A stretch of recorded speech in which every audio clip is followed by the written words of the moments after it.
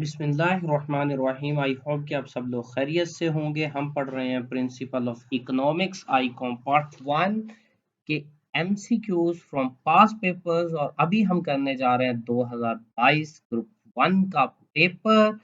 तो स्टार्ट करने से पहले आप लोगों से रिक्वेस्ट है कि काइंडली जिन लोगों ने चैनल को सब्सक्राइब नहीं किया हुआ वो सब्सक्राइब कर लें ताकि आप तक वीडियोस पहुंचती रहें। पहला एमसीक्यूज है आपके पास, Which one is not an economic want? क्या इकोनॉमिक वांट नहीं है जी? क्लॉथ, वॉच और कार जो है ये इकोनॉमिक वांट है, और एयर जो है वो फ्री गिफ्ट ऑफ नेचर है, इसलिए वांट नहीं है, इकोनॉमिक वांट नहीं है, बिकॉज इस पे आपके पैसे नहीं लगते। The Aristotle of economics is, economic का अरस्तु किसे कहा जाता है? एडम स्मिथ को इकोनॉमिक्स का अरस्तु कहा जाता है। A is the correct answer. Next है question number 3, the slope of demand curve is, demand curve का स्लोप नेगेटिव होता है, मनफी होता है। और नेक्स्ट है question number 4, the slope of supply curve is, supply curve का स्लोप पॉजिटिव होता है, मुस्बत होता है। प्राइस बढ़ने से सप्लाई बढ़ती है, प्राइस कम होने से कम होती है। बहुत आसान क्वेश्चंस है, काइंडली याद रखिएगा इनको।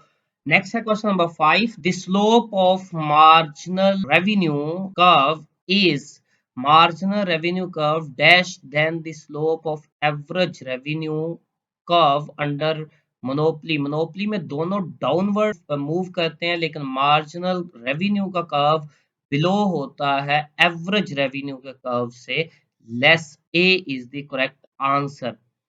When total production increases, then marginal production is, जब total production बढ़ रही हो तो marginal production obviously मुस्बत होती है, पॉजिटिव होती है। A is the correct answer. Next है question number 7, that is first law of consumption of wealth is law of diminishing marginal utility.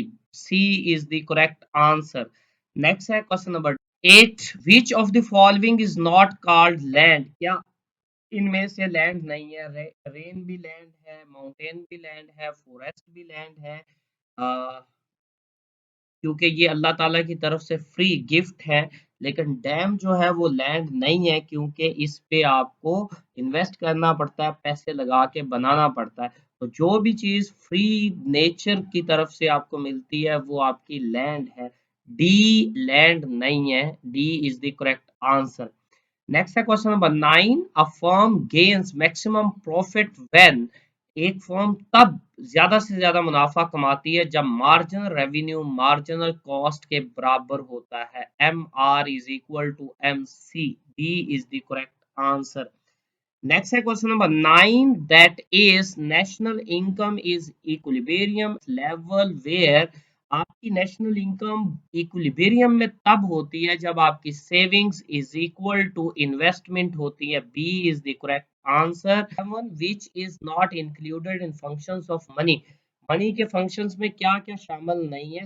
इंडिविजिबिलिटी नहीं है, D is the correct answer. Next है question number 12, that is a budget of government during deflation is called, deflation में government का budget जो है वो हमेशा positive हो, सरप्लस हो तो वो ज्यादा बेहतर। नेक्स्ट है question number 13, one is not cause of adverse balance of payment, इनमें से कौन सा एडवर्स बैलेंस ऑफ पेमेंट की रीजन नहीं है? तो इसमें कंफ्यूजन है, बी नहीं हो सकता, डी भी नहीं हो सकता, बाकी जो हो सकता है वो पॉपुलेशन कंट्रोल है। C is the correct answer. Next है क्वेश्चन नंबर 14, ज़कात can not be given to for, ज़कात कंस्ट्रक्शन ऑफ मॉस्क्यू के लिए, मस्जिद बनाने के लिए नहीं दी जा सकती।